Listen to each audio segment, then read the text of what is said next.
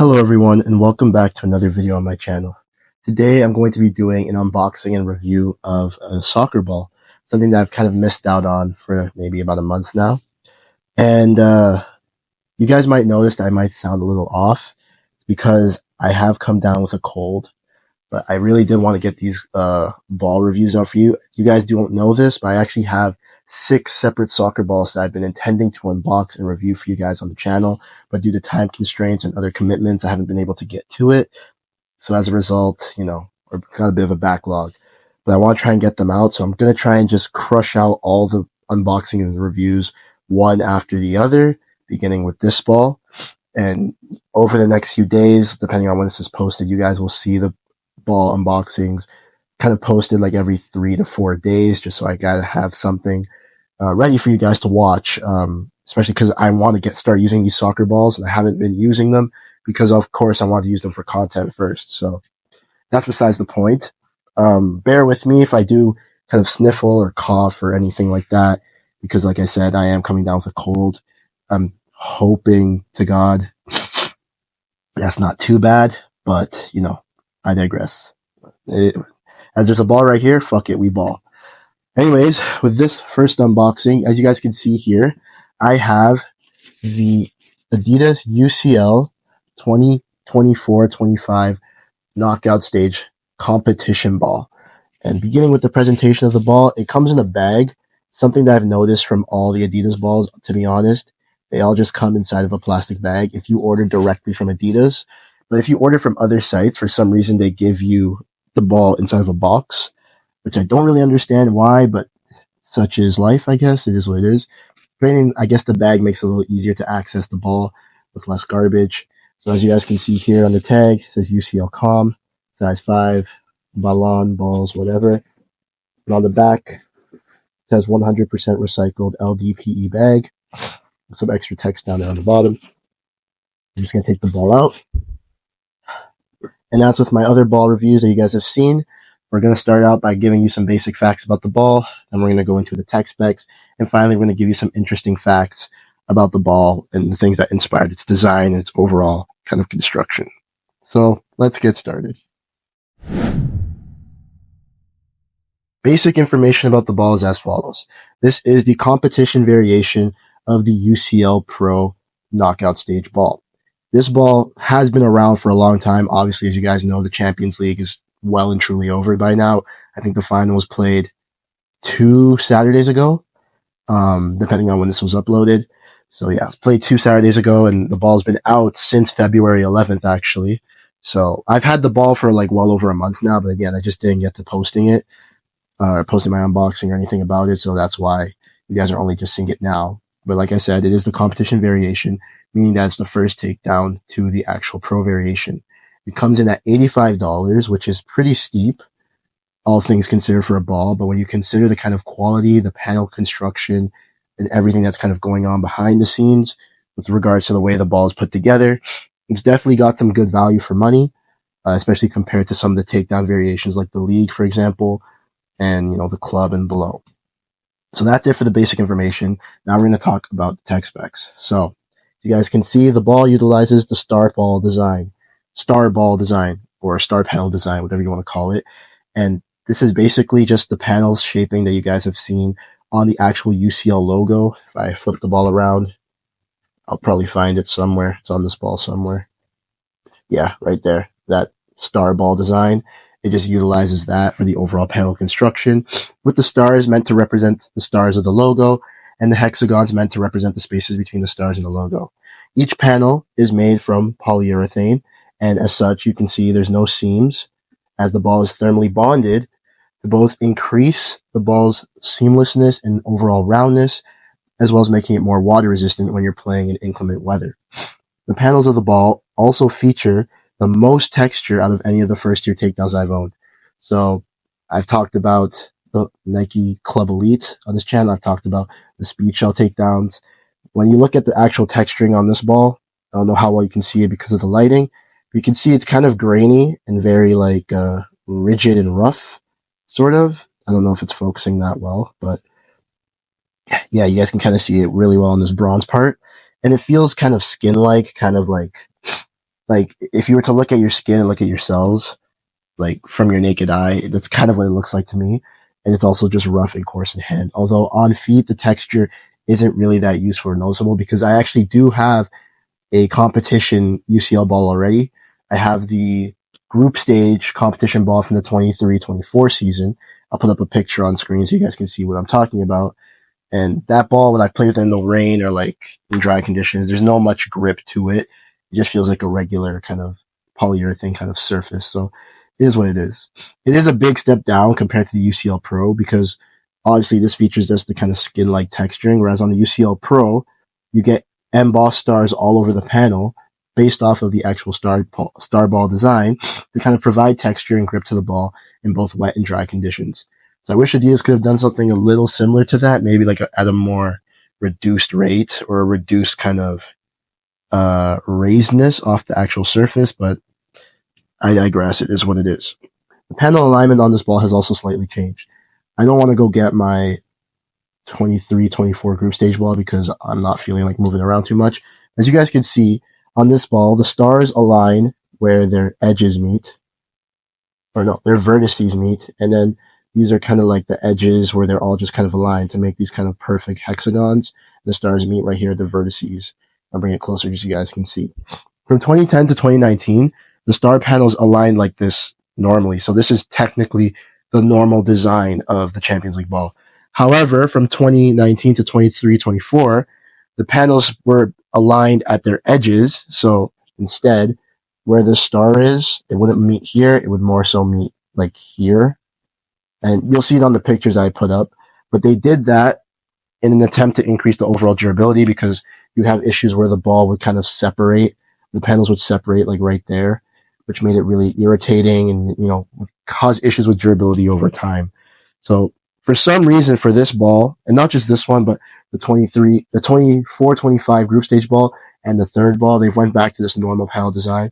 I don't know what influenced their design choice with this, but I can't complain because honestly, I think it looks a lot better than that previous kind of off symmetrical design that they had going with the edges lining up. It was really weird, in my opinion, when it was like that before. So I'm glad they've kind of gone back to this design. But my guess would probably be is that it was done for visual and aesthetic reasons, especially because the hexagons mainly, they looked warped, and you guys will also see that from the pictures. So that's it really for the tech. Now we're going to talk about some interesting facts. And honestly, I think this ball is very unique from a lore standpoint. There's so much about this ball that kind of came from German culture and German kind of influence because the final, as you guys may know, was held in Munich at the Allianz Arena. So with the official colorway, it's actually called white with shadow green and solar slime, but it can more so look at it as being like white, some various shades of like green, dark green, emerald green, and then of course you have some bronze and copper. The various shades of green that you can see on the ball were put in to kind of imitate the Bavarian skyline or like Munich skyline, which I can't really see because the sky's not really green, but I kind of get where they're going with that idea. And then obviously the copper or bronze, whatever you want to call it, those accents were put in there to kind of represent the roofs of the buildings in Munich. They've kind of, you know, rusted and just gone darker from just overall wear and tear throughout the ball's life, or not the ball, but throughout the building's lives. And then all over the ball, you can kind of see these like crests or hexagonal like icons, all of which pay tribute to something from like just German, Bavarian, or Munich's culture. I actually wrote down the different things, so I'll go through them briefly. I didn't really delve too much into the history for some of these things, but I think it'd be cool to just kind of go over them briefly. So to start, we have the Palatine Lion, which was kind of a symbol that dates back to royalty, if I can find it. So yeah, right here, you have the Palatine Lion, a symbol that dates back to like German or Bavarian royalty. It was used on their coat of arms, and it's still seen on a lot of coats of arms, or, you know, like flags and like logos for many like German and Austrian cities today. So it's a very nice, unique touch. Then you have the Edelweiss. I think that's how you say it. Where is it? Right here. The Edelweiss. It's a flower that acts as a national symbol of many European countries, but in this case, it would be Austria because they have the connections to Bavaria, right? Then you have the Walderhaus. I have no idea how to say that. I probably butchered it. Let me just find it. It's somewhere. I know it's somewhere here. Um, oh, where are you? Here we go. That's the Walderhaus or Walderhaus, whatever it's called. No disrespect to the Germans out there. I'm just hoping I'm not butchering it, but yeah. It's a kind of building that was common in the Bregenzerwald region of Austria. Again, I'm probably butchering that to hell, but yeah, it's just the kind of building that's very common. I think they even have one in the US in Wisconsin. It's kind of like a tribute to the owner's father, because I think the owner's father had a house in Austria that kind of looked like this. So it's a cool, unique touch. Very interesting. Then we have the English Garden, which I'm not sure which symbol on the ball is actually referring to. I don't know if it's the mountains or if it's this crown-like thing. But it's basically a park in Germany. That's all you really need to know about it. So just a cool historical monument for them there. Then of course you have the hop. And if you guys haven't heard of a hop or a humulus, if you've ever like drank beer before and someone's ever told you, oh, this kind of has like a hoppy taste or a hoppy kind of aroma or whatever, this is what they're talking about. The hop is essentially a plant that's kind of integral to making a pretty good beer. It really has a big effect on the overall flavoring, texture, bitterness that you get with the beer. I don't know too much about beer and like how those things are made, but I do know from the little research that I did that it's very important. And as such, it's a big cultural symbol because beer is something that's very, important in Germany. Just having your lagers, your Heinekens, all those things. So very nice symbol to put there. Then we have the Isar River. I believe that's how you say it. And it's just a river that runs through the Alpines of Munich. It's really cool, really nice. And finally, we have the Underground. And it's basically stated, I got this from Footy Headlines, but they say that it represents the train or tube system, whichever it's called down there, that would take you to the Allianz Arena. So if you were going to watch the final, for example, you would take this train into the stadium to go there and then watch the final.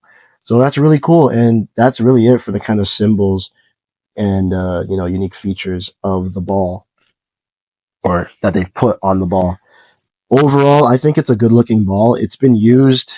I mean, it kind of loses a little bit of its aura for me just because they do this thing with the Champions League knockout stage ball where it's used from the round of 16 up until the final. And so when you've seen it that many times, it kind of gets a little boring, at least in my opinion. But, it's a good looking ball. It's genuinely one of the better looking balls. I also like when a soccer ball has more emphasis on bright colors or not as common colors compared to like, your traditional white with the accents. Like this ball, while it has the white with the stars, the white is definitely not the main attraction of the ball. It's more so the greens that you focus on. Although to me, like at least watching like the Champions League matches on screen, the ball definitely looked more black than green. And I don't know if it's because of the lighting in the stadiums or how fast it would move. But that darkest green shade, the emerald green, didn't really kind of translate well in terms of showing itself off. You got a lot of the bronze and the white, so there's nice contrast there, but it just always looked black when the ball was spinning or when you're looking from a distance. Yeah, I wonder if like when I'm playing with the ball, if it'll look like that, but that's something I'll figure out when I get back to the pitch and when I get over this cold. And yeah, apart from that, aesthetics, fantastic. As I've owned the ball before, I know it's going to be a very good ball to use, good flight pattern, good weight to it, very durable. The one that I've had previously, it's lasted me 2 years and it's still going strong. And just, it's going to be like a blast to play with, especially like from the aesthetics point of view. Whenever I see it like a Champions League ball, I'm just like, really enamored by them. Just some extra details with the actual like, design. You got your big Adidas logo here, Champions League logo there. You can see it says match ball replica, which is essentially what the competition tier of Adidas balls are. They are the match ball replicas. You can see it says CMP here, also to kind of indicate competition. Munich 25, indicating where the final was played. And then, of course, you have some of your like air details. It's a size 5. It says to moisten the needle right there. And then for your pressure ratings, you have 0.8 to 0.1 or 1.0 bar, and then 11.6 to 14.5 psi. Pretty standard for, a typical first takedown ball.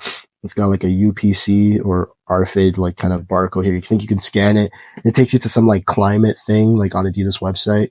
So, that's pretty cool. And I think there's one more thing that I need to mention, the actual FIFA rating. And you can see it says FIFA Quality Pro, thus indicating it's passed all of the, technical requirements needed to be used in an official match by a professional team. So that's it really for this ball. Again, as I've mentioned many times, probably, it's a very beautiful ball to look at, a very solid ball to play with, and honestly, just a very, unique take on the Champions League ball. Very, very like inspired compared to a lot of the stuff we've seen in the prior seasons, especially like when I think of the balls that really stood out to me from the Champions League. I think of 2018-19 when they had the bright blue with the white panels and then like the red with the white panels again, because I think the final was held in Madrid that year. I remember those two balls were my absolute favorite. And this ball kind of reminds me of that with the kind of direction that they've gone. It's definitely a very good looking ball. Very glad to have it. For $85, I'll be honest with you guys, having owned the ball already, you can't go wrong with it, especially if you can get it on discount. It is a fantastic ball to have, very good to use, and definitely up there in terms of like just a good performing ball. One thing I did forget to mention in the tech part was actually how the ball like feels when you're kicking, and it does have a bit of a harder like outer shell. So that's something you'll have to get used to when you play. Like when you strike the ball, it does have a bit more feel to it, especially if you wear cleats that are on the thinner side. You might notice that a bit more. And especially if you're playing in cold weather or if it's raining and your feet are cold, you will notice it. It hurts a lot more, especially when it's fully pumped up, but it's still such a rewarding ball to strike. And honestly, it probably helps with like training your overall like muscle stiffness or muscle stiffening up when you go to strike the ball and just kind of adjusting to the pain and the force that you get when you strike a ball because of how stiff the actual outer shell is.